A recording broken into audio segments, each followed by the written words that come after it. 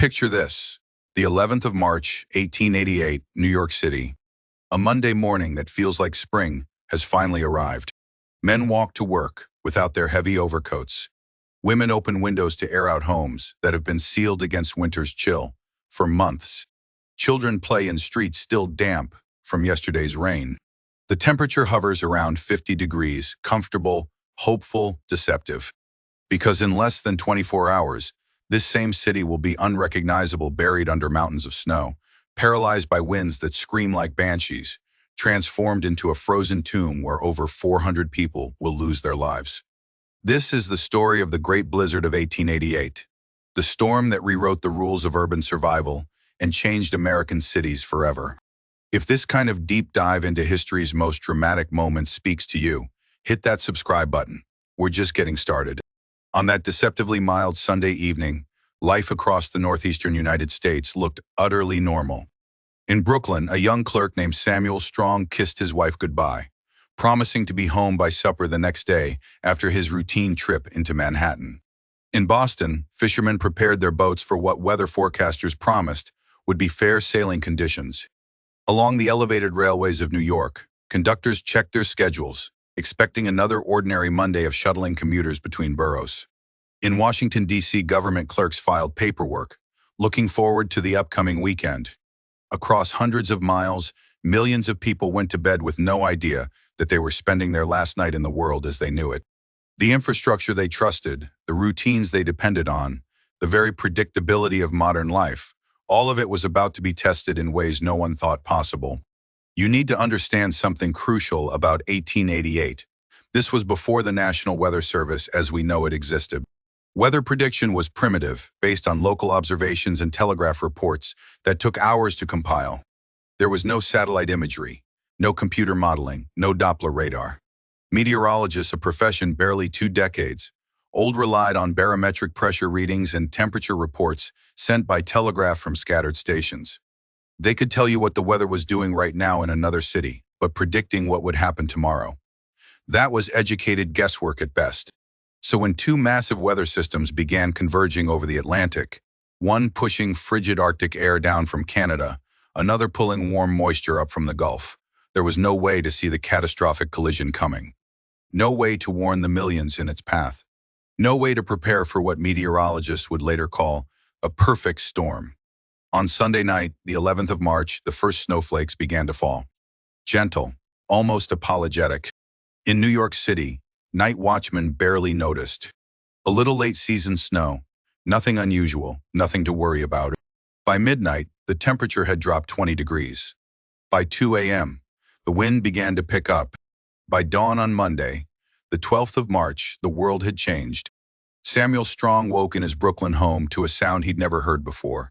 Wind that didn't howl or whistle, but screamed.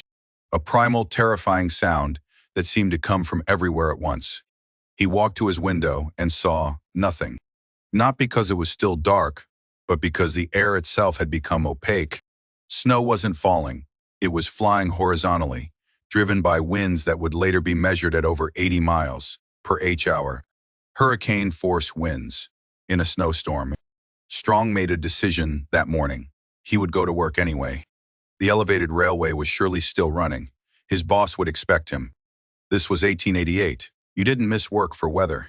He dressed in his warmest clothes, kissed his wife, and stepped outside. He made it 3 blocks before realizing his mistake. The wind hit him like a physical blow, knocking him sideways into a snowdrift already waist-deep. He couldn't see his own hands in front of his face. He couldn't breathe without inhaling snow. He turned back. That decision saved his life. Across the city, across the entire Northeast, this scene repeated itself thousands of times. But not everyone turned back. The first confirmed victim was a man named John Marshall, a telegraph operator in New York. He left his boarding house at 6 a.m. for his shift at the Western Union office, a walk he'd made 1,000 times.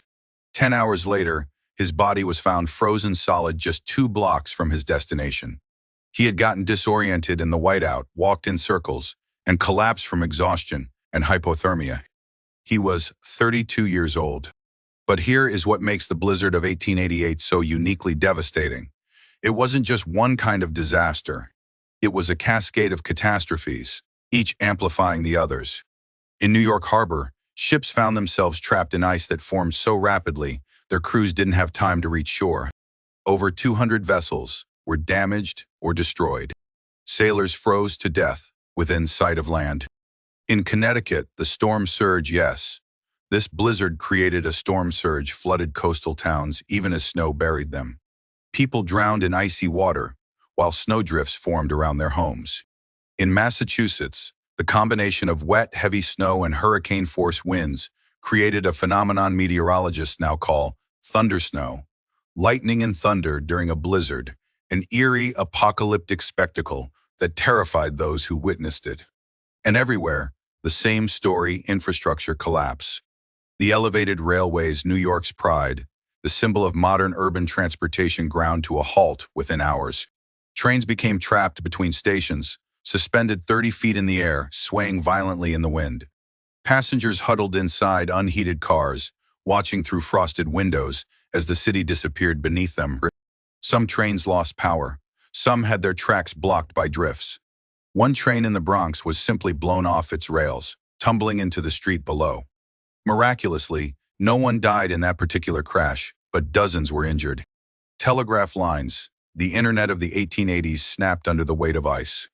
Within hours, New York was cut off from Boston, from Philadelphia, from Washington.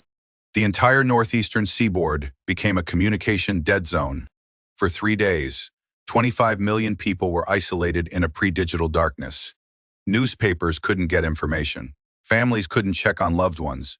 Government officials couldn't coordinate responses. But here is where the story shifts. Because in the midst of this chaos, something remarkable happened. People helped each other. Strangers became lifelines. In Manhattan, saloon owners opened their doors to anyone seeking shelter, providing free food and warmth. In Brooklyn, residents tied ropes between buildings, creating lifelines for people trying to navigate streets where snowdrifts reached second-story windows. In Boston, doctors made house calls on snowshoes, trudging through drifts to reach patients who would have died without them. There is a story from the Bowery, New York's roughest neighborhood, that captures this spirit perfectly. A group of day laborers, unemployed and homeless, organized themselves into rescue teams. They knew the streets better than anyone. They ventured out into the storm, knocking on doors, checking basements and alleyways, pulling people from snowdrifts. They saved dozens of lives. When the storm ended, the city tried to pay them for their work. They refused the money. "We were just doing what needed doing," one of them said. But the storm wasn't finished. By Tuesday, the snow had reached depths that seem impossible. In parts of Connecticut and Massachusetts, 50 inches. In New York City, 22 inches in Central Park. But drifts in the streets measured 15 to 20 feet tall. Not inches, feet. Buildings were buried to their second floors. Streets became canyons of snow. And the temperature kept dropping down to 10 degrees, then 5, then below zero. The city deployed every resource it had. Work crews with shovels, thousands of them, attacked the drifts manually. Steam-powered snowplows, normally used on railways, were brought into city streets. They broke down almost immediately. The snow was too deep, too heavy, too wet. The city even deployed military equipment. Cannons were fired into massive drifts in an attempt to break them apart.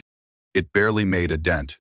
And in the tenement districts, the poorest neighborhoods where immigrant families lived in overcrowded buildings with minimal heat, the situation became desperate. People burned furniture to stay warm. They melted snow for drinking water. They rationed what little food they had, not knowing when stores would reopen. There are accounts of families huddled together in single rooms, wrapped in every piece of clothing they owned, singing songs to keep their spirits up as the wind howled outside. But some places couldn't be reached at all. In the rural areas of Vermont and New Hampshire, entire farms were cut off for a week. Families survived on stored food, melted snow, and sheer determination. Livestock froze in their barns. Dairy cows went unmilked for days, causing painful infections. When rescue crews finally reached some of these farms, they found families alive but traumatized, their livelihoods destroyed. And then there is the story that breaks your heart, no matter how many times you hear it. Two brothers, ages 12 and 14, lived on a farm outside Albany, New York. When the storm hit, their father was away on business. Their mother sent them to the barn just 50 feet from the house to bring the animals inside before the worst of the storm arrived. They tied a rope around their waists, a common safety practice. They made it to the barn. They secured the animals. But on the way back in whiteout conditions, they lost their direction. They wandered in circles in their own yard, unable to see the house. Their mother could hear them calling, but couldn't see them to guide them home. By the time the wind died down enough for her to search, both boys had frozen to death less than 30 feet from their front door. She found them still tied together by the rope. But there is an aspect of this storm that rarely gets discussed, yet it reveals just how unprepared society was for this level of disaster. The electrical infrastructure, still relatively new in 1888, became a death trap. New York City had thousands of overhead wires, telegraph lines, telephone lines, and early electrical lines for lighting. When the storm hit, these wires became coated in ice. The weight was immense. And then they started snapping, not one at a time, all at once. Entire networks collapsed. Wires fell into the streets, creating invisible hazards buried under snow. Some were still carrying electrical current. In the days after the storm, as people ventured out, there were reports of individuals being electrocuted by downed lines they couldn't see. Horses collapsed and died, their metal shoes conducting electricity from buried wires. The city had no system for marking dangerous areas, no protocol for shutting down the grid safely. It was chaos layered on top of catastrophe. The fire department faced an impossible situation. Fires still broke out, in fact, more than usual, as people overloaded stoves and fireplaces trying to stay warm. But fire engines couldn't move through the streets. Hydrants were buried under snow and ice. Hoses froze solid, within minutes of being unrolled. Firefighters watched buildings burn, unable to do anything but evacuate nearby structures and hope the fire didn't spread. One tenement in the Lower East Side burned for 6 hours, killing 11 people, while firefighters stood helpless just a block away. When the storm finally ended on Wednesday, the 14th of March, the city that emerged looked post-apocalyptic. Snowdrifts had transformed the urban landscape into something alien. Streets had disappeared. Landmarks were unrecognizable. And the human cost became clear.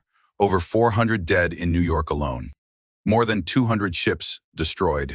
Economic losses equivalent to billions in today's currency. But here's the thing about disasters. They reveal not just our vulnerabilities, but our capacity for change. The blizzard of 1888 didn't just destroy, it transformed. Within weeks, city planners and engineers began asking hard questions. How could a modern city be brought to its knees by weather? How could infrastructure be designed to withstand the worst nature could throw at it? The answers reshaped urban America. The most visible change: overhead wires were buried underground.